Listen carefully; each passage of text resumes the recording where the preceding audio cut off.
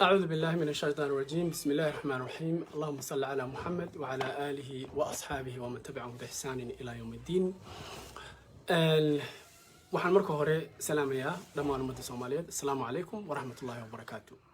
Marka labaad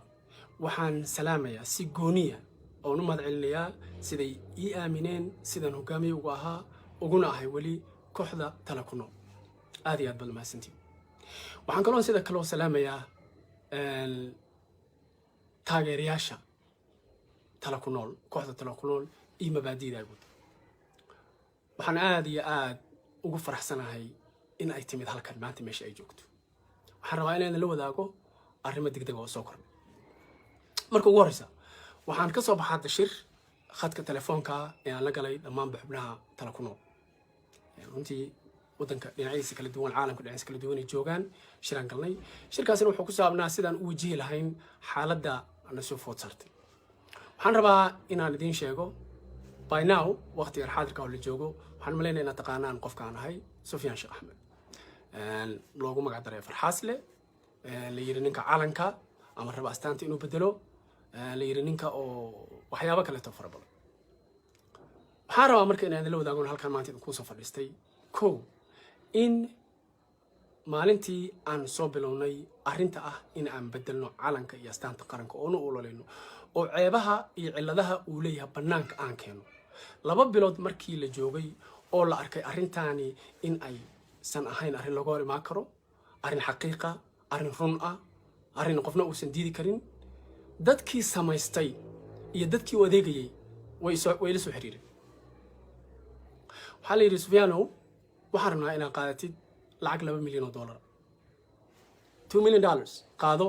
ams programkaana kaar arrintan calanka iyo waxaan iyo kaar dhigo ilmaha leedahay, reeraa leedahay, Farxaas la tahay, ilmaha iska biilo, guriga iska iibso, raaxayso nolosha kaar waxaan faraha ka qaado. waa diiday because qadiyadda Tala ku Nool iyo qadiyadaydu ma aha mid la iibsan karo. waa diiday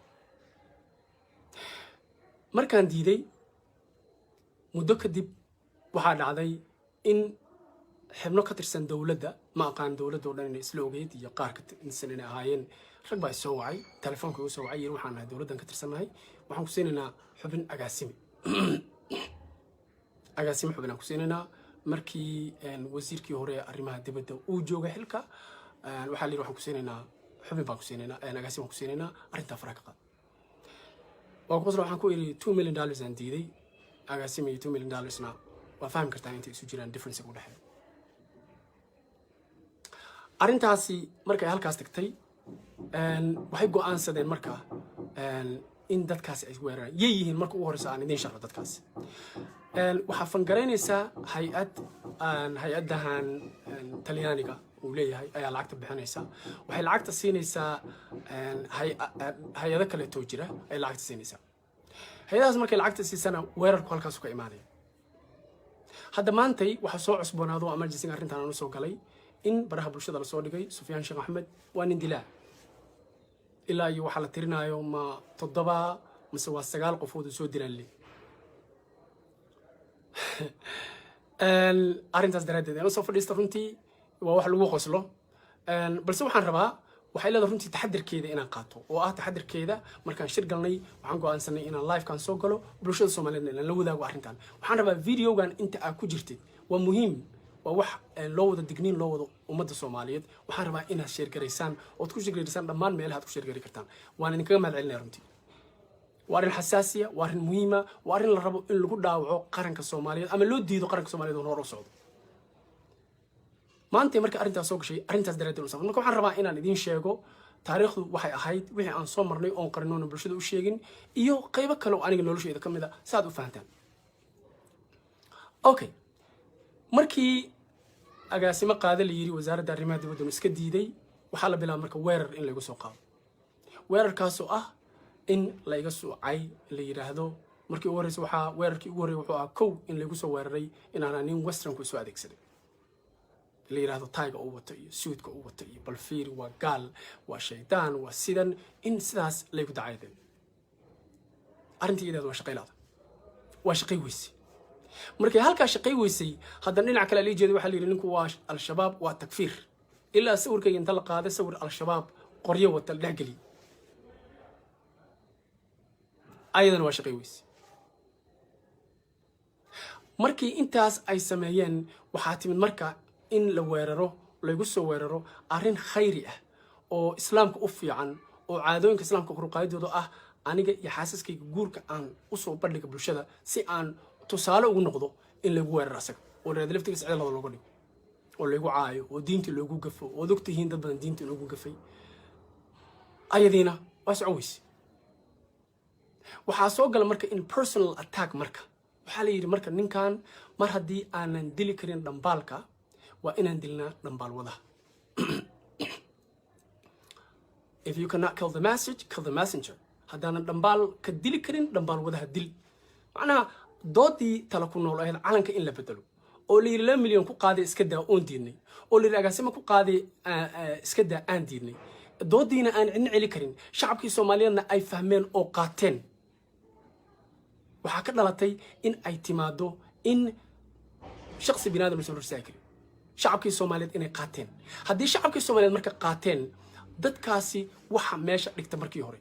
dadka qortay constitutionka ama dastuurka gaalada ee meesha yaal dadka qortay heesta qaranka iyo astaanta qaranka in shaydaan lagu caabudo shaydaankii meeshuu joogaa ma bixin weli shaydaankii weli meeshu joogaa ma bixin waxaan rabaa qof kasta oo islaama oo dhegeysanaya inuu sii shargareeyo oo beejajka sii geliyo si shacabka Soomaaliyeed u dhegeysto waa arrin runtii muhiima waa arrin khatarteeda leh waa arrin aan ugu talagalay in uga jawaabo su'aalo badan oo bannaanka yaal iyo waxyaabaha maanta la soo dhigo social media oo ah Sufyaan 9 qof oo soo dilay arrintii markii ay waxba ka qaban waayeen markay arkeen in hal ekaatee dhambaalkan ah calanka in la bedelo iyo astaanta qaranka in la bedelo haybta korka in la baabi'iyo in taariikhdii dib loo qoro oo la soo saaro waxyaabo badan oo qarsoon oo aysan rabin in bannaanka la keeno waxay go'aan ku gaareen in aniga la isoo weero oo la yiraahdo haddaanan dili karin dhambaalka uu wado Sufyaan Sheekh Axmed iyo tala ku nool kooxdaasi haddaanan dili karin asaga aan dilo marka waxaad qiyaasi kartaan marka khatarta ay leedahay in social media la soo dhigo oo ay soo dhigto group ay hogaaminayso BBC-da waxay sameeyeen waxay contract la galeen wariyaal ka qaybta BBC-da Soomaaliga u shaqeysa wariyaalka qaybta BBC-da Soomaaliga u shaqeysana waxay heshiis la sii galeen wariyaal kaleeto oo Soomaaliya oo ku faafsan caalamka dhinacyadiisa dadaa lacag la siiyey waxaana lacagta loo siiyey in aniga magaca la iga dilo haddaanba aniga lay dilinba inaan magaca la iga dilo waxay sameeyeen marka waxaa lacagta fangaraynaya hay-adda la yiraahdo saxaafadda caalamka ama ay iskugu tagaan journalism iskugu tagaan waxaa lacagta fanka sii bixinaya hay-ad talyaaniga soo talyaaniga lacagtii bixiyey warar kale waxay leeyihiin xataa wad Mareykanka ku jira oo hore anigu aan xabsi ugu jiray 2 sano 4 sano ka badan marka waxa la yiri arinta iyada ah ragaasa wata okay banaanka la soo dhiga maanta waxa la yiri ninkii Sufyaan ahaa ninkii aqoon-yahankii ninkii professorka ahaa ninkii afar xaaslaha ahaa 9 qof uu ka takhalusay 1991 dadka aniga yaqaana aan rajilibana jacadaan ku dhashay laakiin jilib aan ku soo koray jilib 1991 ka soo tagay dagaalku markii Soomaali uu ka qarxay oo siyaad bar soo baxay ayaan soo galay Muqdisho nin tababar ciidan lama ahayn nin baalkii hub qaadama ay weligiis jabhad kama soo shaqaynin ciidan ma wadanin nin yaraana oo problem markaas qaan gaaray 16 years 17 years jira intaasan jiray maanta marka waxa la taagan yahay ninkii 17 sano jiray 1991 9 qof uu soo dilay asaa dilay hada waa nimanka la sheegayana nimanna de ma aqaan waxay yihiin laakiin waa fahmi kartaa macnaha meesha ku jira marka waxa fangareynaya BBC-da oo lacag ka helaysa hay-ado Talyaani intaan hubo Talyaaniga ujeedadu marka waxay tahay waxaa la yiri maamaha baa jirta English oo la yiraahdo if you cannot kill the message kill the messenger haddaadan dhambaalka dili karin dhambaal wadaha dil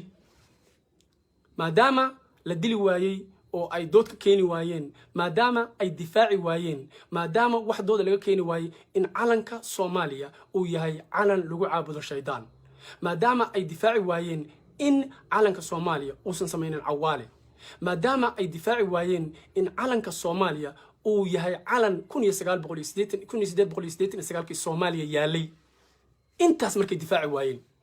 oo ay caddaha maanta banaanka soo dhigna astaanta qaranka ee Soomaaliya calaamad Kristaaniga ku jirto tanna ay tahay calaamad shaydaan dadkiina ay qaateen go'aanka la qaatay wuxuu yahay marka Sufyaan hal burburiyo marka la raskal Sufyaan aan dilno Sufyaan marka aan ka takhalusino xageen ka marnaa wal Muqdisho ma joogo oo qorin loo soo dhihi maayo hadhow inta igu dilaan dhihi maayo al-shabaab adili because usually say u dhacdo saas waa Muqdisho marka joogtid iyo Soomaaliya hay'adaha qof soo siinaysa hay'adahaas qalaada lacag bixinaayo qofkaas la soo cunaa lagu soo cunaa hadda marka dhimatana waxa leeyahay oo al-shabaab aad shinkaas we all know that taariikhdaas waa wadagna kulligeen hadan Soomaalina marka wadan waxaan joogaa xoogaa arintaas aysan suurtagal ka ahayn waxa la yiri marka maadaama ay saas tahay asaga sumcadiisa hal dilo dadkaas macnaha dad dhintay hadda ma aqaano runtii xaqiiqdu waxay tahay hal la soo qaato waxa la yiri ayagana dusha loo saaro okay marka intaas la yiri marka dusha loo saar leeyahay ujeedada laga rabo waxay tahay oo ugu muhiimsan koow in aniga dhibaato la igeysto shakhsiyan naftayda la damage garay macnaha la dilo la dhaawaco wax la igu sameeyo haddii intaas la waayo oo intaas ay suurtagali weyso in markaas kadib sumcadeeda la dhaawaco oo shacabka Soomaaliyeed ee fahmay waaqiciga jira ay cabsadaan إلا مركز توقف إسلامي وصبحه وصبحه ودن كيس إنه دفاعه وصبح الدين تس إنه دفاعه وحالو صدرا دتكي كلاته ودتكي على عبس قليا مركز عبس قليسكي وين مركز إلا عبس قليو اللي هذا أمس شعب اللي يقدروا دتكي أسدم عن كرنت اللي يقصوا جديو اللي هذا كان وانين نوعاسة فنقربوا قباء وددوا سودلي وحصلا إلا عادي كل أدوار يقصوا قد مالي وحياة الشباب أنا هاي أو نمن أرجع حسا لحظة اللي يقصوا صوري أو هبوته maalna waxay ahayd in la yiraahdo waa gaalo ninkaani taay waxba wata intii box ugu lisoo waay maanta marka waxay taagan tahay in BBC da la soo siiyo contract wariyaal BBC da ka socda ay wadaan programkan in Sufyaan Sheekh Ahmed lagu eedeeyo sumcada looga dilo iyo sharafta iyo karaamada looga dilo in uu dilay 9 qofood 1991 Soomaaliya iskaga soo cararay qurbaha aaday waxa kale soo socda qaar kalena tan laftirkeeda iska dhaafay qaar kalena waa soo socdaan arrimo la midna waa iimaanaya waxaan ka codsanayaa shakhsi kasta oo islaam oo Soomaaliya oo dhageysanaya si page faafi arrintan page-ka kala sii gali si dadku u daawado oo ay u gaarto dadka waay waxaan difaacanayno waa diinta islaamka waxaan difaacanayno waa wadankeena qofkii u istaaga diinta islaamka oo yiraahdo dastuurkan ma rabee midka islaamka aan rabaa wax weey waa la soo weeraray weerarkuna maanta Sufyaan ku socdaa haddaan marka maanta garab idinka waayo ogow mid kastoo diinta u istaaga halkaas la dhiganaya gaala soo weeraraysa hay'adaha soo weeraraya hay'adahaasna waa ku tagaan maalinba mid la baxaya ilaa wadankiina marka ugu dambaysa wixii raba laga sameesto soo waxaad sameysaan intiina ku jirta hadda please share this video dadka la share kare aan wada marka waxaan rabaa inaan idin sheego qiso kaleeto oo aniga shakhsiyan ugu saabsan taariikhda ku saabsan aniga saad ogtihiin baa quraan ku sheegay jaamacado badan oo Mareykanku jiraan soo dhigtay kuwa banaankana waa soo dhigtay Mareykanku waxay ku bixiyaan lacag sanadkii $230,000 waxbarashada lagu bixinay waxay ku tala galeen in ay iga dhigtaan their man ninkii macnaha ayaga shaqadooda u qabanay markaan joogo Spain Madrid waxa yimid niman u shaqeeya dawladda Mareykanka oo ka tirsan dawladda u shaqeeysa piano waxa rabnaa in aan naga la shaqeyso oo u sheegay waxaan ku yiri nimayow ma xumaa inaan la shaqeeyo laakiin shaqadaan idin qabanayo saahi waxa weeyaan in aad qabato shaqo ama aad u shaqeyso arrin aad runtii samayso in aad la dagaalanto argagixisada ani waxaan ku eedinay ma dhageysta argagixiso la dagaalan iyo macnaha ma rabo qaar ayaa jira aan rabin meeshaan inaan ka iraado oo xaqiiqa waxaan ma rabo argagixisa dagaal iyo waxa isku ma jiraani shaqo kale ii dirsada waxa la yiraahdaa adiga duqal ma tahay 230,000 sanad kasta kugu baxdo waxbarashada hadda oo Madrid joogtana 230,000 waxaan sii saarna 100,000 oo kale deganaanshaha iyo guriga aan ku dejinay meeshaan ku dejinaa ma waxaan u maleysay leeyahay waxbarashadaas ilmaheena xataa ma helaan ninkii ila fadhi wuxuu yiri aniga wiilkayga xataa ma helin waxbarashada yeeshay how do you think in just tell you go ina iska baxaysido faraha ka qaadino shaqada ay qabsanaysa mise waxaan ku barnaa rabtaa wadankaaga inaa u laabto annaga nuu soo weerartid arrinta si kasta ahaatee waa diiday waxaa u dambeeyey in la xiro dambiye la ii sameeyo xabsi laygu tuuro xabsiga la geliyay waxaa la dhihi jiray incommunicado shaqsi bini aadana oo is arkaysaani ma jiro adiga iyo ilaaha bas muddan halkaas ku jiray jirdila laygu sameeyey waa la soo garaacay farahayga qaaraa jaban qaarkii waxaa laga yaabaa markaan saas iraahdo aragtaan fartaan iyo farahaan iyo feeraha iyo waxaasna waa jaban yihiin gudaha xabsiga dilka dhexdiisa laygu geystay oo ahayd inaan laygu qasbo in aan u shaqeeyo ayaga anna waa diiday 17 qof aan ku galnay meeshaas maanta laba ka nool aniga iyo nin yamaniya ka nool soo macnaha taas aad ka fahmaysaa wuxuu yahay ma ihi shakhsi lagu cabsiinayo dhimasho because dhimasho waa soo arkay midabadeeda waana dhiman laakiin midabkeedan soo arkay ma ihi qof lagu cabsiinayo markii dambena waxaan heshiis ku gaarnay ilaahay yaa ii sahla taas hay-ad la yiraahdo care oo maraykan ka jirto u dooda xuquuqda islaamka ayaa ii dooday باذن الله هيدي مركي برنامج waxa lagu heshiiyay in ninkan Soomaaliya lagu celiyo 10 sano aan waxba qorin waxna akhrin siyaasadna aan ka hadlin 10 sano inaan waxna qorin waxna akhrin siyaasadna aan ka hadlin 10 ka sano waxay ugu dhamaaleed 2022 waxay kale go'aansadeen marka Soomaaliya la keenay maadaama ay ka fududahay in Mareykan lagu dilo in Soomaaliya lagu dilo in Soomaaliya lagu dilo ay u fududahay ayaga in Soomaaliya lagu dilo maalinta la keenay Soomaaliya Muqdisho anigoo qoorta silsilada igu jiraan gacmaha dhan kulligay wada bir ah waxa taagnaa ragaala oo Mareykan oo cadaan ah taagnaa meesha waxa la taagnaa niman askar oo Soomaaliya iyo gaafo nin la yiraahdo oo immigration ka haystay arintaasi waxa sidoo kale familkayga ayaa wuxuu sheegay inaan soo socdo la rabana in la dilo because qadada waa ogeyn lawyerkayga ay sheegay waxa meesha soo galay airportka dhexdiisa Allah u naxariistay Nabadon Axmed Diiriye oo ahaa adeerkay iyo ehelkay walaalkay ehelkay kaleeto waa la isku qabsaday ninka anaga wadana iyo anaga wadanayna in la jijiiday noqotay ugu dambeyntii familkaygii waxay awood u yeesheen inay idamiintaan oo ay wadaan ayaan bari ku noqday alxamdulillah ilaa maantana aan ku joogan ku noolahay micnaha taas marka kale aan ku sii daray wuxuu yahay haddii Allah subxaanahu wa ta'ala uu qoray inaan dhinto waa dhima laha haddana marka Allah ii qoran dhimanaya laakiin muhiimka wuxuu yahay si kastoo la cabsiyo si kastoo hay'adaha lacag bixiyaan si kastoo gaal iskugu tagto hadafka aniga aan leeyahay oo in Soomaaliya ay noqoto dawlad islaam ah aanan qori qaadan hal qori aanan qaadan hal qof aanan dhaawacin oo ku guuleysan hadii ay raado haddaan noolahay haddaan dhintana dad kale to islaam oo farabadan jiro soo baxay taas walka ma qabo waxaan marka rabaa inaan idin sheego aniga contractiga aan Mareykanka la gol ahayd inaan 10 sano inaan hadlin waajibi waxaan u jabiyay because of wadankayga dhibaatada haysata waa dooro karay naftayda iyo ilmahayga iyo reerahayga quruxda badan iyo gabdhaha quruxda badan qabo waa dooro karay laakiin waxaan ka doortay marka arka dhibaatada wadankayga uu ku sugan yahay xaaladda uu ku sugan yahay iyo gumaysiga nasaaray si loo qolo wixiina aan aqaano mas'uuliyadda saarna waxay tahay in aan u istaago shacabka Soomaaliyeed iyo wadankayga iyo diinteeda oo jeclahay oo aan diidoon xabsi ugu jiray almost 4 sano Mareykanka incommunicado oo laygu dilay oo laygu jirdilay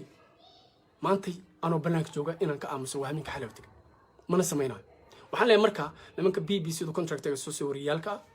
oo leeyahay ninkan hal cambaaro leeyahay wariyaal waa because wariyaalka waxa kale loo leeyahay macnaha in layga maro dhinacii warbaahintii oo haddii warbaahintii loo sheego leeyahay ninkan dad uu soo dilay wariyaal waliba soo dilay dad kale soo dilay hadii la laga yaabaa in la yiraahdo waaw Soomaaliya 1999 waa la soo dilayay dhib ma laha waa dadka dhan Soomaaliya dhan dagaalamaysa in la yiraahdo laakiin hadii la wariyo dilay macnaha nimankii dadkii kale wari waxaan rabaa marka inaan shacabka Soomaaliya la wadaago waxaan ku codsanaa dhamaantiin inta ku jirtaay qof walba si shir gareeyo si message kan u gaaro dhamaan bulshada Soomaaliya because arrintaani waa arrin diini ah waa arrin loo baahan yahay in loo istaago haddii maanta anigu aan dhibaato soo gaarto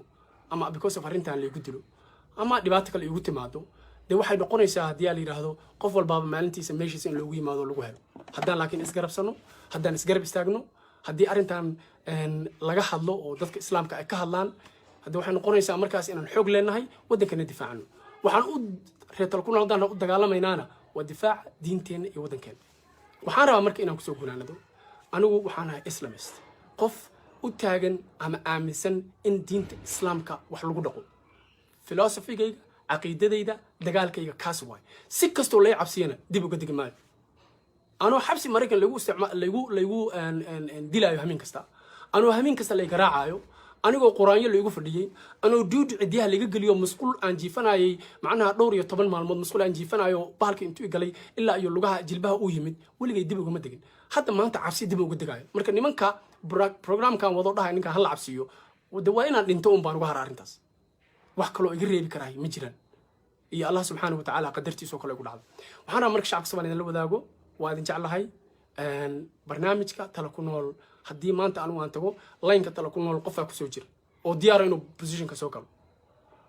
marka hataa waxaa fiican inay iyagu laftirkooda ma fakerino isma dhihin war ninkaani ma keligiisa mise dada la socdo waxaan rabaa marka inaan kaga tago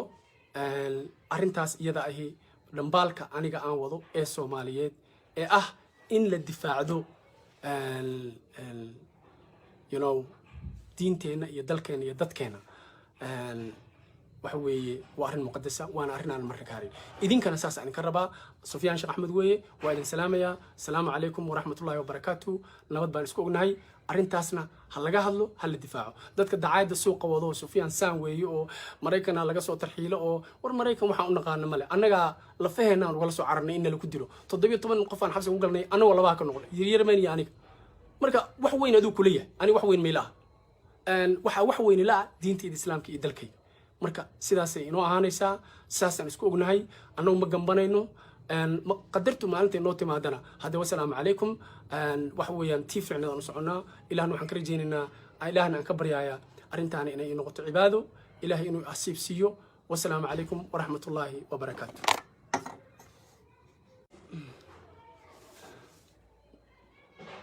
أعوذ بالله من الشيطان الرجيم بسم الله الرحمن الرحيم اللهم صل على محمد وعلى آله وأصحابه ومن تبعهم بإحسان إلى يوم الدين waxaan marka hore salaamayaa dhammaan ummadda Soomaaliyeed assalaamu calaykum waraxmatullaahi wabarakaatu marka labaad waxaan salaamayaa si gooniya oo u mahadcelinayaa siday ii aamineen sidaan hogaamiye ugu ahaa uguna ahay weli kooxda tala ku nool aad iyo aad baad mahadsantiin waxaan kaloo sida kale salaamayaa taageerayaasha tala ku nool kooxda tala ku nool iyo mabaadi'da guud waxaan aad iyo aad ugu faraxsanahay in ay timid halkan maanta meesha ay joogto waxaan rabaa inaan la wadaago arrimo degdeg oo soo kordhay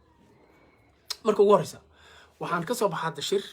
khadka telefoonka ee aan la galay dhammaan xubnaha tala ku nool runtii wadanka dhinaciisa kala duwan caalamka dhinaciisa kala duwan ay joogaan shiraan galnay shirkaasina wuxuu ku saabnaa sidaan u wajihi lahayn xaaladda aan soo food saartay waxaan rabaa inaan idin sheego by now waqtiga xaadirka oo la joogo waxaan maleynayaa inaad taqaanaan qofka aan ahay Sufyaan Sheekh Axmed loogu magac daray farxaasle la yiri ninka calanka ama raba astaanta inuu bedelo la yiri ninka oo waxyaabo kale to fara badan waxaan rabaa marka inaan la wadaago halkan maanta ku soo fadhiistay in maalintii aan soo bilownay arrinta ah in aan bedelno calanka iyo astaanta qaranka oo u ololeyno oo ceebaha iyo ciladaha uu leeyahay banaanka aan keeno 2 bilood markii la joogay oo la arkay arrintaani in ay san ahayn arrin lagu hor imaan karo arrin xaqiiqa arrin run ah arrin qofna uusan diidi karin dadkii samaystay iyo dadkii u adeegayay way la soo xiriireen waxaa la yidhi Sufyaanow waxaan rabnaa inaad qaadatid lacag $2 milyan $2 million qaado aamus programkaana kaar arrintan calanka iyo waxaan iyo kaar dhigo ilmaha leedahay reeraa leedahay farxaas la tahay ilmaha iska biilo guriga iska iibso raaxayso nolosha kaar waxaan faraha ka qaado waadiid because qadiyada tala ku nool iyo qadiyadaydu ma aha mid la iibsan karo waadiid markaan diiday muddo kadib waxaa dhacday in xubno ka tirsan dawladda ma aqaan dawladda oo dhan inay isla ogeyd iyo qaar ka tirsan inay ahaayeen rag baa soo wacay telefoonka igu soo wacay yiri waxaan nahay dawladdan ka tirsanahay waxaan ku siinaynaa xubin agaasimi xubin aan ku siinaynaa markii wasiirkii hore arrimaha dibadda uu joogay xilka waxaa la yiri waxaan ku siinaynaa xubin baan ku siinaynaa agaasimi baan ku siinaynaa arrintaa faraha ka qaad waxaan ku yiri $2 million aan diiday agaasimi $2 million waa fahmi kartaa inta isu jiraan difference u dhaxeeyo arrintaasi markay halkaas tagtay waxay go'aansadeen markaa in dadkaasi ay weeraraan yay yihiin marka ugu horeysa aan idiin sharxo dadkaasi waxaa fangaraynaysaa hay-addahan talyaaniga uu leeyahay ayaa lacagta bixinaysa waxay lacagta siinaysaa hay-ado kaleetoo jira ay lacagta siinaysaa hay-adahaas markay lacagta siisana weerarku halkaasu ka imaanaya hadda maantay waxaa soo cusboonaado emergency arrintan aan usoo galay in baraha bulshada lasoo dhigay Sufyaan Sheekh Axmed waa nin dilaa ilaa iyo waxaa la tirinaayo ma 7 mise waa 9 qofood soo dilaan le arrintaas daraadeed aan soo fadhiista runtii waa wax lagu qoslo balse waxaan rabaa waxay leedahay runtii taxadirkeeda inaan qaato oo ah taxadirkeeda markaan shir galnay waxaan go'aansanay inaan live kan soo galo bulshada Soomaaliyeed inaan la wadaago arrintan waxaan rabaa videogan inta aad ku jirtid waa muhiim waa wax loo wada digniin loo wada ummadda Soomaaliyeed waxaan rabaa inaad share gareysaan oo ku share gareysaan dhammaan meelaha aad ku share gari kartaan waan idinkaga mahadcelinaa runtii waa arrin xasaasiya waa arrin muhiima waa arrin la rabo in lagu dhaawaco qaranka Soomaaliyeed ama loo diido qaranka Soomaaliyeed oo hor u socdo maanta marka arrintaas soo gashay arrintaas daraadeed u safan marka waxaan rabaa inaan idin sheego taariikhdu waxay ahayd wixii aan soo marnay oo qarinoona bulshada u sheegin iyo qaybo kale oo aniga noloshayda kamid ah saad u fahantaan okay markii agaasimo qaade la yiri wasaaradda arrimaha dibadda iska diiday waxa la bilaabay marka weerar in lagu soo qaado weerarkaas oo ah in la iga suucay la yiraahdo markii ugu horreysay waxa weerarkii ugu horreeyay wuxuu kow in lagu soo weeraray in aan nin western ku soo adeegsaday la yiraahdo tayga uu wato iyo suudka uu wato iyo balfiir waa gaal waa shaydaan waa sidan in sidaas lagu dacaydeen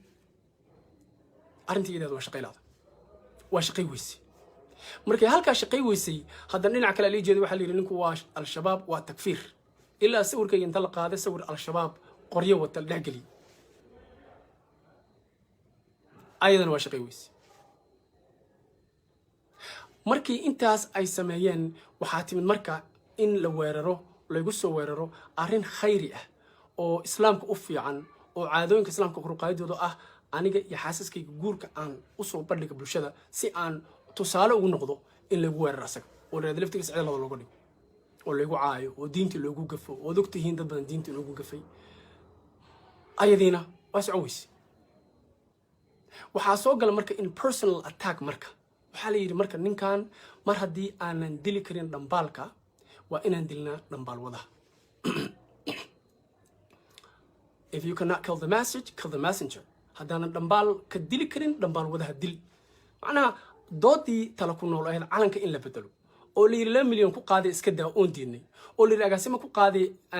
iska daa aan diidnay doodiina aan cidna celi karin shacabkii Soomaaliyeedna ay fahmeen oo qaateen waxaa ka dhalatay in ay timaado in shakhsi binaadam soo rsaakay shacabkii Soomaaliyeed inay qaateen haddii shacabkii Soomaaliyeed marka qaateen dadkaasi waxa meesha dhigta markii hore dadka qortay constitutionka ama dastuurka gaalada ee meesha yaal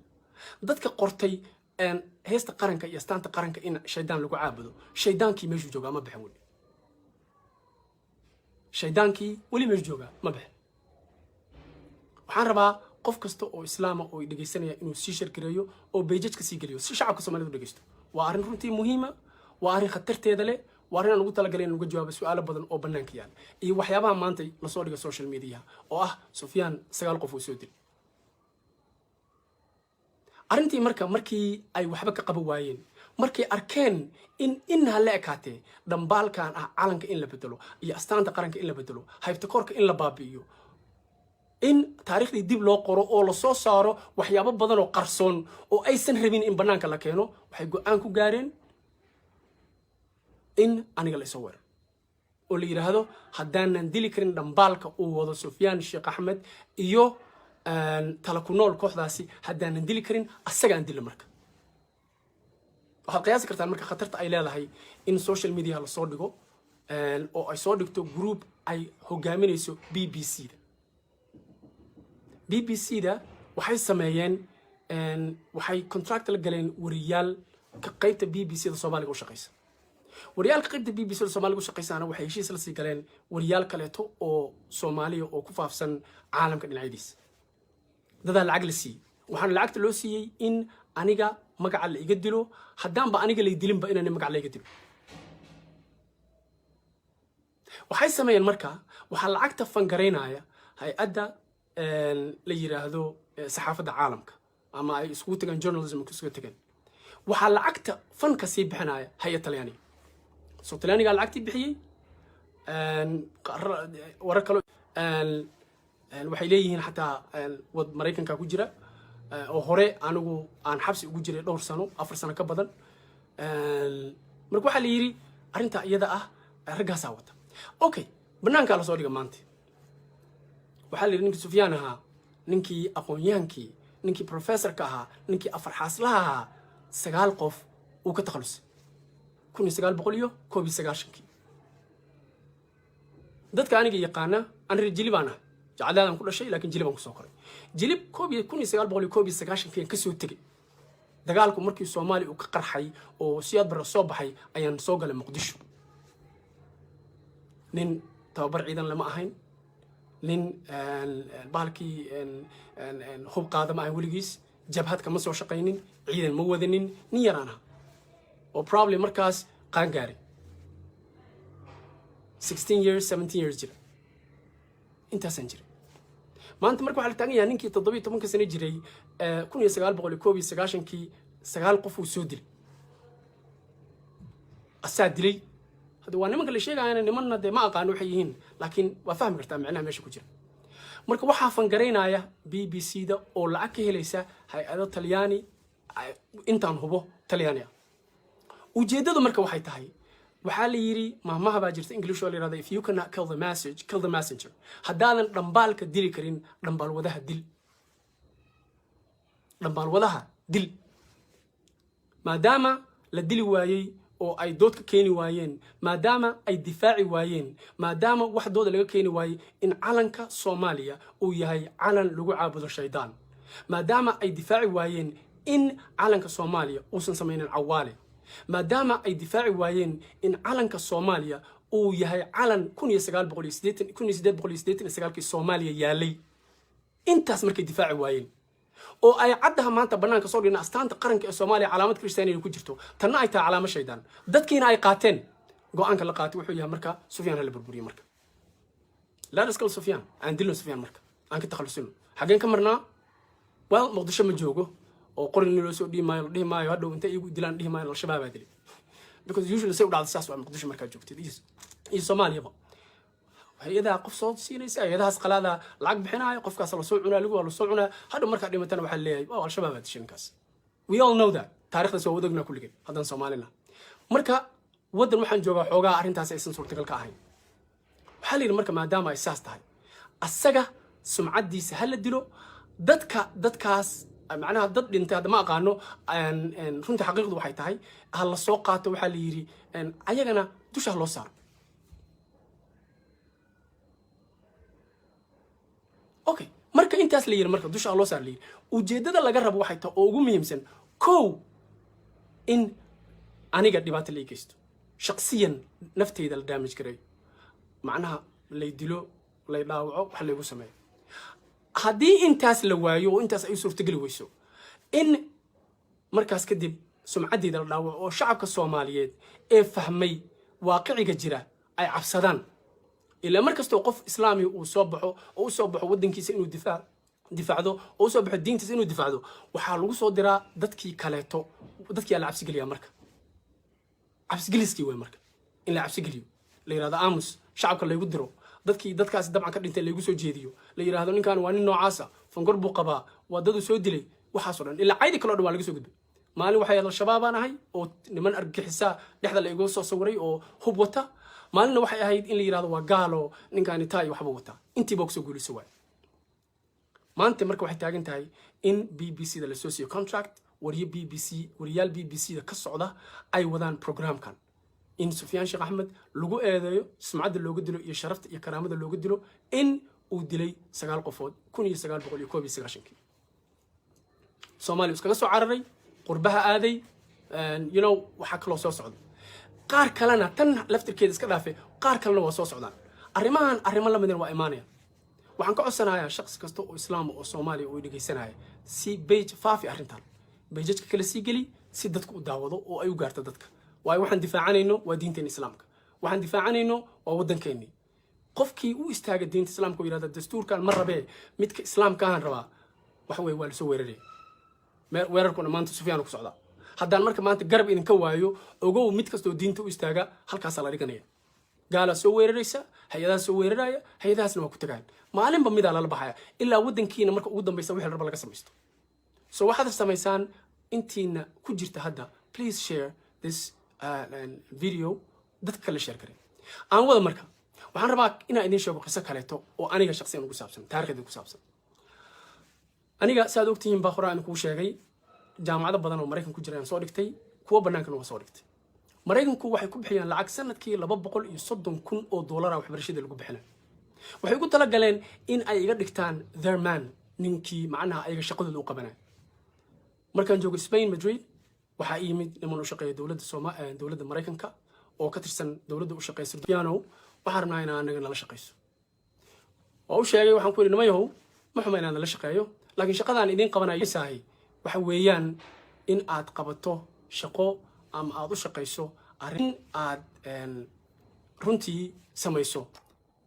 in aad la dagaalanto argagixisada ani waxaan ku yiri nimayow dhageysta argagixiso la dagaalan iyo macnaha ma rabo qaar ayaa jira aan rabin meeshaan inaan ka iraado oo xaqiiqa waxaan ma rabo argagixisa dagaal iyo waxa isku ma jiraani shaqo kale ii dirsada waxa la yiraahdaa adiga duqal ma tahay 230,000 sanad kasta kugu baxda waxbarashadaada hadda oo Madrid joogtana 230,000 waxaan sii saarna 100,000 oo kale deganaanshaha iyo guriga aan ku dejinay meeshaan ku dejinaa ma waxaan u maleysay inay waxbarashadaas ilmaheena xataa ma helaan ninkii la fadhiyo wuxuu yiri aniga wiilkayga xataa ma helin waxbarashada yeeshay how do you think in just tell you go ina iska baxaysido faraha ka qaadano shaqada ay qabsanaysa mise waxaan ku barnaartaa wadankaaga inuu laabto anagu noo soo weerartay arrinta si kasta ahaatee waa diid waxa u dambeeyay in la xiro dambiye la ii sameeyo xabsi la igu tuuro xabsiga la geliyay waxa la jiray incommunicado shakhsi bini'aadana oo is arkaysaani ma jiro adiga iyo ilaaha bas mudan halkaas ku jiray jirdila la igu sameeyay waa la soo garaacay farayga qaara jaban qaarkii waxa laga yaabaa markaan saas iraado aragtaan fartaan iyo farahan iyo feeraha iyo waxaasna waa jaban yahay gudaha xabsiga dilka dhexdiisa la igu geystay oo ahayd inaan la igu qasbo in aan u shaqeeyo ayaga anna wadi 17 qof aan ku galnay meeshaas maanta laba ka nool aniga iyo nin Yamaniya ka nool soo macnaha taas aad ka fahmaysaa wuxuu yahay ma ii shakhsi lagu cabsiinayo dhimasho because dhimasho waa soo arkay midabadeeda waana dhiman laakiin midabkeedan soo arkay ma ii qof lagu cabsiinayo markii dambana waxaan heshiis ku gaarnay ilaahay yaa ii sahla taas hay'ad la yiraahdo care oo Mareykan ka jirto oo dooda xuquuqda islaamka ayaa ii dooday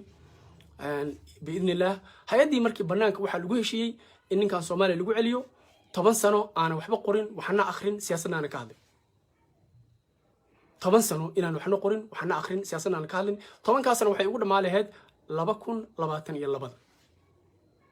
waxay kaloo go'aansadeen marka Soomaaliya la keenay maadaama ay ka fududahay in Mareykan lagu dilo in Soomaaliya lagu dilo in Soomaaliya lagu dilo ay u fududahay ayaga in Soomaaliya lagu dilo maalinta la keenay Soomaaliya Muqdisho anigoo qoorta silsilada igu jiraan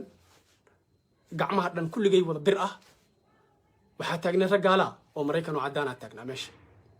waxa la taagnaa niman askar oo Soomaaliya iyo gaafo nin la yiraahdo oo immigration ka haystay arintaasi waxa sidoo kale familkayga ayaa wuxuu sheegay inaan soo socdo la rabana in la dilo because qadada waa ogeyn lawyerkayga ay sheegay waxa meesha soo galay airportka dhexdiisa Allah u naxariistay Nabadon Axmed Diiriye oo ahaa adeerkay iyo ehelkayga walaalkay ehelkayga kaleeto waa la isku qabsaday ninka anaga wadana iyo anaga wadanayna in la jijiiday noqotay ugu dambeyntii familkaygii waxay awood u yeesheen inay idamiintaan oo ay wadaan ayaan bari ku noqday alxamdulillah ilaa maantana aan ku joogan ku noolahay micnaha taas marka kale aan ku sii daray wuxuu yahay haddii Allah subxaanahu wa ta'ala uu qoray inaan dhinto waa dhima laha haddana marka Allah ii qoray dhimanaya laakiin muhiimka wuxuu yahay si kastoo la cabsiyo si kastoo hay'ad lacag bixiyaan si kastoo gaal iskugu tagto hadafka aniga aan leeyahay oo in Soomaaliya ay noqoto dawlad islaam ah aanan qori qaadan hal qori aanan qaadan hal qof aanan dhaawacin oo ku guuleysan hadii ay yiraahdo haddaan noolahay haddaan dhintana dad kale to islaam oo farbadana jiro soo baxay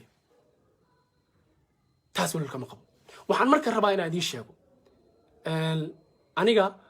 contractigiyan Mareykanka la gol ahayd inaan 10 sano inaan hadlin waajibi waxaan u jabiyay because of wadankayga dhibaatada haysata ودورة كري نفتي إذا المهيج ريره قروح البدن قبلها قروح البدن قبل ودورة كري لكن وحن كدورتي مركا أركض لبعض هذا ودن كي وكسوجن يحالد وكسوجن ياي جميس النصارى يسلوا قالوا وحنا أنا قانون مسؤولية إسار مسؤولية إسار أنا واحد تهاي إن أنا استاجو شعبك صومالي يودن كي دين تدون جعله أو أندي دون حبس جري almost أفرسنا مريكان كا إنكمينيكارو أو اللي يقول دلي أو اللي يقول جردلي ما أنتي أنا بناك جوجا إن أنك أمس وهمين كحلوتك ما نسمينا وحنا مركا لما كان BBC دو كونتراكت السوسي وريالكا oo ninkan hal cambaar leeyahay wariyaal waa because wariyaalka waxa kale loo leeyahay macnaha in la iga maro dhinacii ida warbaahintii oo hadii warbaahintii loo sheego leeyahay ninkan dad uu soo dilay wariyaal waliba soo dilay dad kale soo dilay hadii la rabo waxa laga yaabaa in la yiraahdo waaw Soomaaliya 1990 waa la soo dilay dhib ma laha waa dadka dhan Soomaaliya dhan dagaalamaysa in la yiraahdo laakiin hadii la wariyo dilay macnaha nimankii dadkii kale waxaan rabaa markaa inaan shacabka Soomaaliya la wadaago waxaan ku codsanaa dhamaantiin inta ku jirtahay qof walba si shir gareeyo si message kan u gaaro dhamaan bulshada Soomaaliyeed because arrintaani waa arrin diini ah waa arrin loo baahan yahay in loo istaago haddii maanta anigu aan dhibaato soo gaarto ama because of arrintan la igu dilo ama dhibaato kale igu timaado de waxay noqonaysaa haddii la yiraahdo qof walba maalintiisa meeshiisa in loogu yimaado lagu helo haddaan laakiin isgarabsano haddaan isgarab istaagno haddii arrintan laga hadlo oo dadka islaamka ay ka hadlaan haddii waxay noqonaysaa markaas inaan xoog leenahay waddankana difaacno waxaan u reetal ku noqdaan u dagaalamaynana waa difaac diinteena iyo waddankeena waxaan rabaa marka inaan ku soo gunaanado anigu waxaan ahay islamist qof u taagan ama aaminsan in diinta islaamka wax lagu dhaqo philosophy-gayga caqiidadayda dagaalkayga kaas waay si kastoo lay cabsiyana dib uga digi maayo أنا حبسي مريكان ليجو دلايو همين كستا أنا همين كستا لي جراعايو أنا جو قرآن اللي يجو فرديه أنا دود عديها اللي يجي اليوم مسؤول عن جيفناي معناها دوري طبعا مع المسؤول عن جيفنايو بالك أنتوا قالي إلا يلقاها جلبها ويمد واللي جاي دبوا جمدين حتى ما أنت عبسي دبوا جد جاي مركني من كا برنامج كان وضعها إنك هلا عبسيو ودوائنا ننتوم بانوها رارنتاس وحكلو يجري بكراي مجرا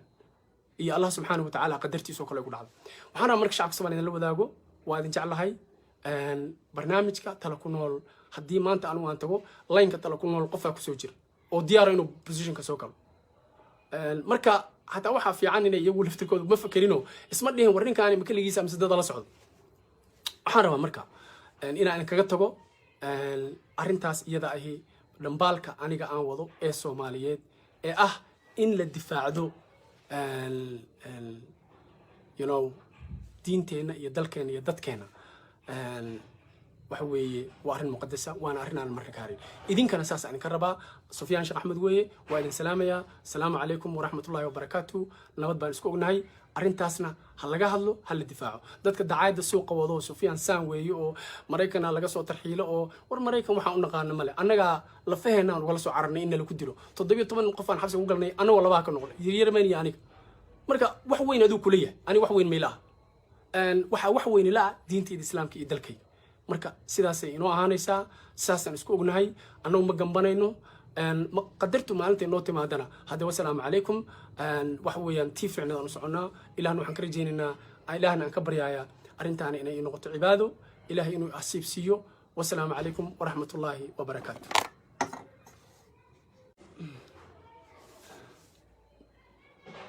أعوذ بالله من الشيطان الرجيم بسم الله الرحمن الرحيم اللهم صل على محمد وعلى آله وأصحابه ومن تبعهم بإحسان إلى يوم الدين waxaan marka hore salaamayaa dhammaan ummadda Soomaaliyeed assalaamu calaykum waraxmatullaahi wabarakaatuh marka labaad waxaan salaamayaa si gooniya oo u mahadcelinayaa siday ii aamineen sidaan hogaamiye ugu ahaa uguna ahay weli kooxda tala ku nool aad iyo aad baad mahadsantiin waxaan kaloo sida kale salaamayaa taageerayaasha tala ku nool kooxda tala ku nool iyo mabaadi'da guud waxaan aad iyo aad ugu faraxsanahay in ay timid halkan maanta meesha ay joogto waxaan rabaa inaan la wadaago arrimo degdeg oo soo kordhay marka ugu horeysa waxaan ka soo baxay shir khadka telefoonka ee aan la galay dhammaan xubnaha tala ku nool runtii waddanka dhinaciisa kala duwan caalamka dhinaciisa kala duwan ay joogaan shiraan galnay shirkaasina wuxuu ku saabnaa sidaan u wajihi lahayn xaaladda na soo food saartay waxaan rabaa inaan idiin sheego by now waqtigan xaadirka oo la joogo waxaan maleynayaa inaad taqaanaan qofkaan ahay Sufyaan Sheekh Axmed loogu magac daray Farxaasle la yiri ninka calanka ama raba astaanta inuu bedelo la yiri ninka oo waxyaabo kale oo fara badan waxaan rabaa marka inaan la wadaago halkan maanta ku soo fadhiistay in maalintii aan soo bilownay arrinta ah in aan bedelno calanka iyo astaanta qaranka oo u ololeyno oo ceebaha iyo ciladaha uu leeyahay banaanka aan keeno 2 bilood markii la joogay oo la arkay arrintaani in ay san ahayn arrin lagu hor imaan karo arrin xaqiiqa arrin run ah arrin qofna uusan diidi karin dadkii samaystay iyo dadkii u adeegayay way la soo xiriireen waxaa la yidhi Sufyaano waxaan rabnaa inaad qaadatid lacag $2 milyan $2 million qaado ams programkaana kaar arrintan calanka iyo waxaan iyo kaardhiyo ilmaha leedahay reeraa leedahay Farxaas la tahay ilmaha iska biilo guriga iska iibso raaxayso nolosha kaar waxaan faraha ka qaado waajid because qadiyada tala ku nool iyo qadiyadaydu ma aha mid la iibsan karo waajid markaan diiday muddo kadib waxaa dhacday in xubno ka tirsan dawladda ma aqaan dawladda oo dhan inay isla ogeyd iyo qaar ka tirsan inay ahaayeen rag baa soo wacay telefoonka uu soo wacay yiri waxaan nahay dawladdan ka tirsanahay waxaan ku siinaynaa xubin agaasimi xubin aan ku siinaynaa markii wasiirkii hore arrimaha dibadda uu joogay xilka waxaa la yiri waxaan ku siinaynaa xubin baan ku siinaynaa agaasimi baan ku siinaynaa arrinta faraha ka qaad waxaan ku iri $2 million aan diiday agaasimi $2 million na waa fahmi kartaa inta isu jiraan difference u dhaxeeyo arrintaasi markay halkaas tagtay waxay go'aansadeen marka in dadkaasi ay weeraraan yihiin marka ugu horeysa aan idin sharxo dadkaasi waxa fangareynaysa hay'adahan Talyaaniga uu leeyahay ayaa lacagta bixinaysa waxay lacagta siinaysaa hay'ado kale oo jira ay lacagta siinaysaa hay'adahaas markay lacagta siisana weerarku halkaas ka imaanaya hadda maantay waxa soo cusboonaado emergency arrintan aan soo galay in baraha bulshada la soo dhigay Sufyaan Sheekh Axmed waa nin dilaa ilaa iyo waxa la tirinayo ma 7 mise waa 9 qofood oo soo dilaan leh arrintaas daradeed aan soo fadhiista runtii waa wax lagu qoslo balse waxaan rabaa waxay leedahay runtii taxadirkeeda inaan qaato oo ah taxadirkeeda markaan shir galnay waxaan go'aansanay inaan live kan soo galo bulshada Soomaaliyeed inaan la wadaago arrintan waxaan rabaa videogan inta aad ku jirtid waa muhiim waa wax loo wada digniin loo wada ummadda Soomaaliyeed waxaan rabaa inaad share gareysaan oo ku share gareysaan dhammaan meelaha aad ku share gari kartaan waan idinkaga mahadcelinayaa runtii waa arrin xasaasiya waa arrin muhiima waa arrin la rabo in lagu dhaawaco qaranka Soomaaliyeed ama loo diido qaranka Soomaaliyeed oo hor u socdo maanta marka arrintaas soo gashay arrintaas daradeed u sabab marka waxaan rabaa inaan idin sheego taariikhdu waxay ahayd wixii aan soo marnay oo qarinoona bulshada u sheegin iyo qaybo kale oo aniga noloshayda kamid ah saad u fahantaan okay markii agaasimo qaada la yiri wasaaradda arrimaha dibadda iska diiday waxaa la bilaabay marka weerar in lagu soo qaado weerarkaas oo ah in la iga suucay la yiraahdo markii ugu horreysay waxa weerarkii ugu horreeyay wuxuu ahaa in lagu soo weeraray in aan nin western ku soo adeegsaday la yiraahdo tayga uu wato iyo suudka uu wato iyo balfiir waa gaal waa shaydaan waa sidan in sidaas la igu dacayday arrintii waa shaqeylada waa shaqay weysay markii halka shaqay weysay hadan dhinac kale la jeedo waxa la yiri ninku waa al-shabaab waa takfiir ilaa sawirka inta la qaaday sawir al-shabaab qoryo wata la gali ayadan waa shaqay weysay markii intaas ay sameeyeen waxa timid marka in la weeraro lagu soo weeraro arrin khayri ah oo islaamka u fiican oo caadooyinka islaamka qurqaadooda ah aniga iyo xaasaskayga guurka aan u soo bandhiga bulshada si aan tusaale ugu noqdo in lagu weeraro asaga oo la laftigiisa cid laba looga dhigo oo lagu caayo oo diinta loogu gafo oo ogtihiin dad badan diinta loogu gafay ayadiina waa socweys waxaa soo gala marka in personal attack marka waxaa la yiri marka ninkan mar haddii aanan dili karin dhambaalka waa inaan dilnaa dhambaal wadaha if you cannot kill the message kill the messenger haddaanan dhambaal ka dili karin dhambaal wadaha dil macnaha doodii tala ku nool ahayd calanka in la bedelo oo la yiri 2 milyan ku qaaday iska daa oon diidnay oo la yiri agaasimo ku qaaday iska daa aan diidnay doodiina aan cidna celi karin shacabkii Soomaaliyeedna ay fahmeen oo qaateen waxaa ka dhalatay in ay timaado in shakhsi binaadam aysan horsaagi karin shacabkii Soomaaliyeed inay qaateen haddii shacabkii Soomaaliyeed marka qaateen dadkaasi waxa meesha dhigta markii hore dadka qortay constitutionka ama dastuurka gaalada ee meesha yaal dadka qortay heesta qaranka iyo astaanta qaranka in shaydaan lagu caabudo shaydaankii meeshu joogaa ma bixin weli shaydaankii weli meeshu joogaa ma bixin waxaan rabaa qof kasta oo islaama oo dhageysanaya inuu sii shargareeyo oo beejajka sii geliyo si shacabka Soomaaliyeed u dhageysto waa arrin runtii muhiima waa arrin khatarteeda leh waa arrin aan ugu talagalay in uga jawaabo su'aalo badan oo bannaanka yaal iyo waxyaabaha maanta la soo dhiga social media oo ah Sufyaan 9 qof oo soo dilay arrintii markii ay waxba ka qaban waayeen markay arkeen in hal ekaatee dambaalkan ah calanka in la bedelo iyo astaanta qaranka in la bedelo haybta korka in la baabi'iyo in taariikhdii dib loo qoro oo la soo saaro waxyaabo badan oo qarsoon oo aysan rabin in bannaanka la keeno waxay go'aan ku gaareen in aniga la isoo weero oo la yiraahdo haddaanan dili karin dhambaalka uu wado Sufyaan Sheekh Axmed iyo tala ku nool kooxdaasi haddaanan dili karin asaga aan dilo marka waxaad qiyaasi kartaan marka khatarta ay leedahay in social media la soo dhigo oo ay soo dhigto group ay hogaaminayso BBC-da waxay sameeyeen waxay contract la galeen wariyaal ka qaybta BBC-da Soomaaliga u shaqeysa wariyaalka qaybta BBC-da Soomaaliga u shaqeysana waxay heshiis la sii galeen wariyaal kaleeto oo Soomaaliya oo ku faafsan caalamka dhinacyadiisa dadaa lacag la siiyey waxaana lacagta loo siiyey in aniga magaca la iga dilo haddaanba aniga lay dilinba inaan magac la iga dilo waxay sameeyeen marka waxaa lacagta fangaraynaya hay-adda la yiraahdo saxaafadda caalamka ama ay isugu tagaan journalism isugu tagaan waxaa lacagta fanka sii bixinaya hay-ad Talyaaniga soo Talyaaniga lacagtii bixiyey warar kale waxay leeyihiin xataa wad Mareykanka ku jira oo hore anigu aan xabsi ugu jiray dhowr sano 4 sano ka badan marka waxa la yiri arinta iyada ah ragaasa wata okay banaanka la soo dhiga maanta waxa la yiri ninkii Sufyaan ahaa ninkii aqoon-yahankii ninkii professorka ahaa ninkii afar xaaslaha ahaa 9 qof uu ka takhalusay 1991 dadka aniga yaqaana aan rajili baan ahay jacadadan ku dhashay laakiin jilib aan ku soo koray jilib 1991 ka soo tagay dagaalku markii Soomaaliya uu ka qarxay oo Siyaad Barre soo baxay ayaan soo galay Muqdisho nin tababar ciidan lama ahayn nin baalkii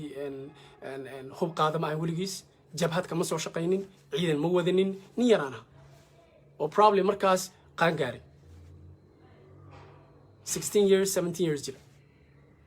intaasan jira maanta marka waxa la taagan yahay ninkii 17 sano jiray 1991kii 9 qof uu soo dilay asaa dilay hada waa nimanka la sheegayana nimanna de ma aqaan waxay yihiin laakiin waa fahmi kartaa macnaha meesha ku jira marka waxaa fangaraynaya BBC-da oo lacag ka helaysa hay-ado Talyaani intaan hubo Talyaani ujeedadu marka waxay tahay waxaa la yiri maamaha baa jirta English oo la yiraahdo if you cannot kill the message kill the messenger haddaadan dhambaalka dili karin dhambaal wadaha dil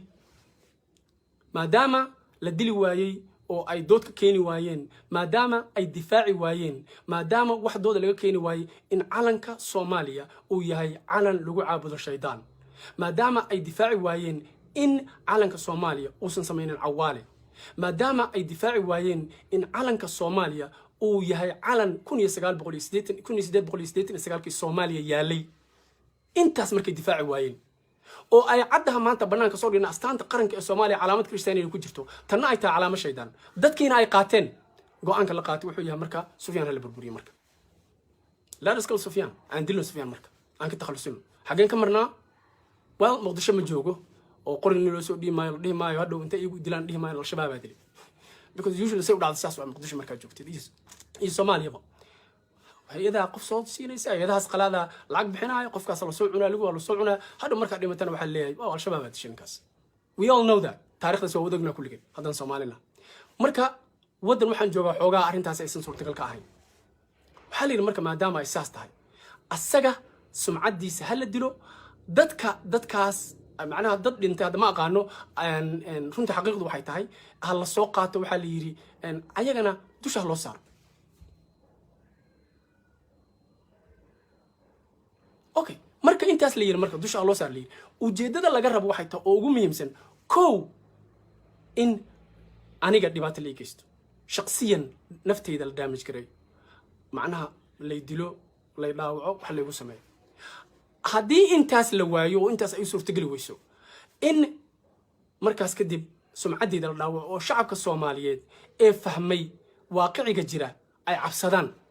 ilaa mar kastoo qof islaami uu soo baxo oo u soo baxo waddankiisa inuu difaacdo oo u soo baxo diintiisa inuu difaacdo waxaa lagu soo diraa dadkii kaleeto dadkii aa la cabsigeliyaa marka cabsigeliskii way marka in la cabsigeliyo la yidhahdo aamus shacabka laygu diro dadkaasi dabcan ka dhintay laygu soo jeediyo la yidhaahdo ninkan waa nin noocaasa fangor buu qabaa waa daduu soo dilay waxaasoo dhan ilaa caydi kaloo dhan waa laga soo gudbay maalin waxay al-shabaabaan ahay oo niman argagixisaa dhexda la igu soo sawiray oo hub wata maalinna waxay ahayd in la yidhahdo waa gaalo ninkaani taa iyo waxba wata intiiba kusoo guulayso waay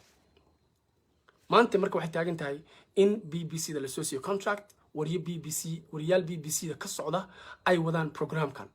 in Sufyaan Sheekh Axmed lagu eedeeyo sumcadda looga dilo iyo sharafta iyo karaamada looga dilo in uu dilay 9 qofood 1991 Soomaaliya iskaga soo cararay qurbaha aaday waxa kaloo soo socda qaar kalena tan laftirkeeda iska dhaafay qaar kalena waa soo socdaan arrimo la midna waa imaanaya waxaan ka codsanayaa shakhsi kasta oo islaam oo Soomaaliya oo dhageysanaya si page faafi arrintan page-ka kala sii gali si dadku u daawado oo ay u gaarto dadka waayo waxaan difaacanayno waa diinta islaamka waxaan difaacanayno waa waddankeeni qofkii u istaaga diinta islaamka oo yiraahdo dastuurkan ma rabee midka islaamka aan rabaa wax way waa la soo weeraray weerarkuna maanta Sufyaan ku socda haddaan marka maanta garab idinka waayo ogow mid kastoo diinta u istaaga halkaas la dhiganaya gaala soo weeraraysa hay'adaha soo weeraraya hay'adahaasna waa ku tagaan maalinba mid la baxaya ilaa waddankiina marka ugu dambaysa wixii raba laga samaysto so waxaad samaysaan intiina ku jirta hadda please share this video dadka kale share kare aan wada marka waxaan rabaa inaan idin sheego qiso kaleeto oo aniga shakhsiyan ugu saabsan taariikhda ku saabsan aniga saad ogtihiin baa quraan ku sheegay jaamacado badan oo Mareykan ku jiraan soo dhigtay kuwa banaankan waa soo dhigtay Mareykanku waxay ku bixiyaan lacag sanadkii $230,000 waxbarashada lagu bixinay waxay ugu tala galeen in ay iga dhigtaan their man ninkii macnaha ayaga shaqadooda u qabanay markaan joogo Spain Madrid waxa yimid niman u shaqeeya dawladda Mareykanka oo ka tirsan dawladda u shaqeeysa piano waxaan rabnaa in anaga nala shaqeyso oo u sheegay waxaan ku yiri nimayow ma xumayna nala shaqeeyo laakiin shaqadaan idin qabanayo saahi waxa weeyaan in aad qabato shaqo ama aad u shaqeyso arrin aad runtii samayso in aad la dagaalanto argagixisada ani waxaan ku yiri nimayow dhageysta argagixiso la dagaalan iyo macnaha ma rabo qaar ayaa jira aan rabin meeshaan inaan ka iraado oo xaqiiqa waxaan ma rabo argagixiso dagaal waxa isku ma jiraani shaqo kale ii dirsada waxa la yiraahdaa adiga duqal ma taali 230,000 sanad kasta kugu baxdo waxbarashada hadda oo Madrid joogtana 230,000 waxaan sii saarna 100,000 oo kale deganaanshaha iyo guriga aan ku dejino meeshaan ku dejinaa ma waxaan u maleysay inay waxbarashadaas ilmaheena xataa ma helaan ninkii ila fadhi wuxuu yiri aniga wiilkayga xataa ma helin waxbarashada yeeshay how do you think in just tell you go ina iska baxaysido faraha ka qaadano shaqada ay qabsanaysa mise waxaan ku barnaa rabtaa waddankaaga inuu laabto annaga noo soo weerartay arrinta si kasta ahaatee waa diid waxa u dambeeyay in la xiro dambiye la ii sameeyo xabsi la igu tuuro xabsiga la geliyay waxa la jiray incommunicado shakhsi binaadana oo is arkaysaani ma jiro adiga iyo ilaaha bas mudan halkaas ku jiray jirdila la igu sameeyay waa la soo garaacay farahayga qaara jaban qaarkii waxa laga yaabaa markaan saas iraado aragtaan fartaan iyo farahaan iyo feeraha iyo waxaasna waa jaban yihiin gudaha xabsiga dilka dhexdiisa la igu geystay oo ahayd inaan laygu qasbo in aan u shaqeeyo ayaga anna waa diid 17 qof aan ku galnay meeshaas maanta laba ka nool aniga iyo nin Yamaniya ka nool soo macnaha taas aad ka fahmaysan wuxuu yahay ma ay shakhsi lagu cabsiinayo dhimasho because dhimasho waa soo arkay midabadeeda waana dhiman laakiin midabkeedan soo arkay ma ay qof lagu cabsiinayo markii dambana waxaan heshiis ku gaarnay ilaahay yaa ii sahla taas hay'ad la yiraahdo care oo Mareykan ka jirto u doodo xuquuqda islaamka ayaa ii dooday باذن الله hay'adii markii banaanka waxa lagu heshiiyay in ninkan Soomaaliya lagu celiyo 10 sano aan waxba qorin waxna akhrin siyaasadna aan ka hadlin 10 sano inaan waxna qorin waxna akhrin siyaasadna aan ka hadlin 10 ka sano waxay ugu dhamaaleed 2022 waxay kale go'aansadeen marka Soomaaliya la keeno maadaama ay ka fududahay in Mareykan lagu dilo in Soomaaliya lagu dilo in Soomaaliya lagu dilo ay u fududahay ayaga in Soomaaliya lagu dilo maalinta la keenay Soomaaliya Muqdisho anigoo qoorta silsilada igu jiraan gacmaha dhan kulligay wada bir ah waxa taagnaa ragaala oo Mareykan oo cadaan ah taagnaa meesha waxa la taagnaa niman askar oo Soomaaliya iyo gaafo nin la yiraahdo oo immigration ka haysta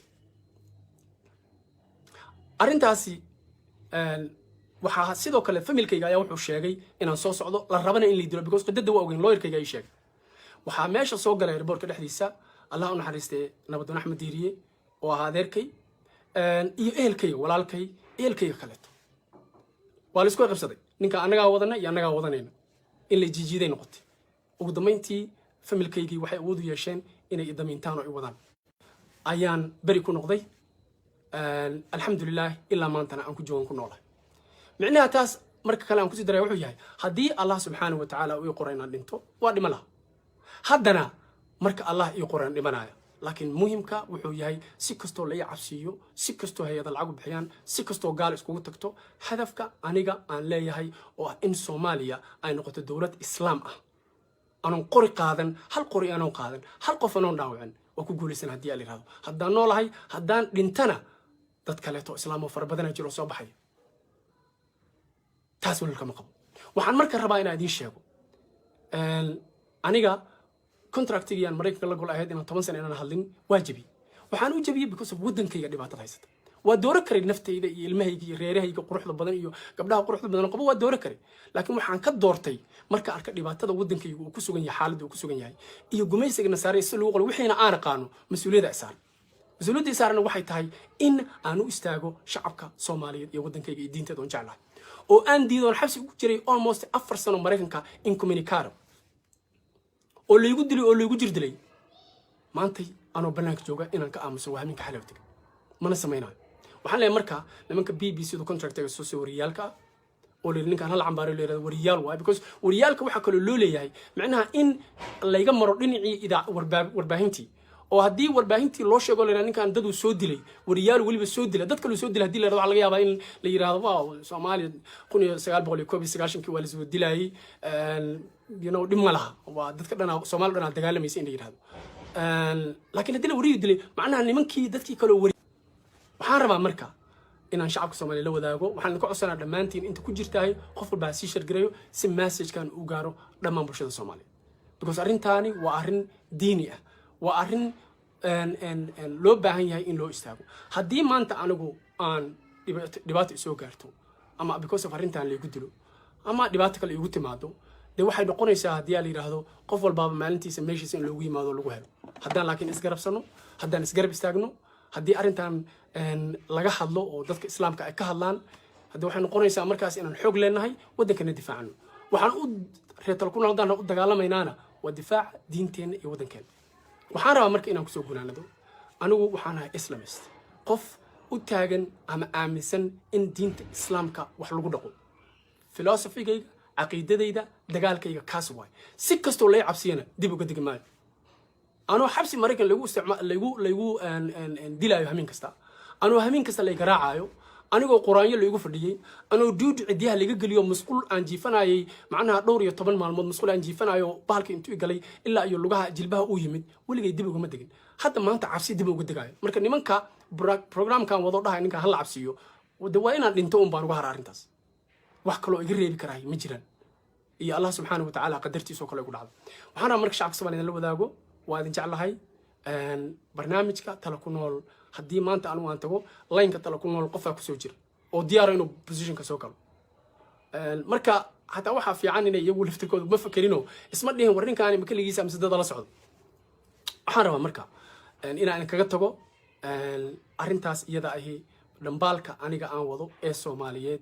ee ah in la difaacdo diinteena iyo dalkeena iyo dadkeena waxa weeye waa arrin muqadasa waana arrin aan marna ka harin idinkana saas aan ka rabaa Sufyaan Sheekh Axmed weeye waa idin salaamaya assalaamu calaykum waraxmatullaahi wabarakaatuh nabad baan isku ognahay arrintaasna ha laga hadlo ha la difaaco dadka dacaayada suuqa wado Sufyaan saan weeye oo Mareykanna laga soo tarxiilo oo war Mareykan waxaan u naqaan male annaga la faheena aan wala soo cararnay in la ku dilo 17 qof aan xabsi ugu galnay annaga laba ka noqday yaryarmaan iyo aniga marka wax weyn aduu ku leeyahay ani wax weyn meelaha waxa wax weyn la diinta islaamka iyo dalkay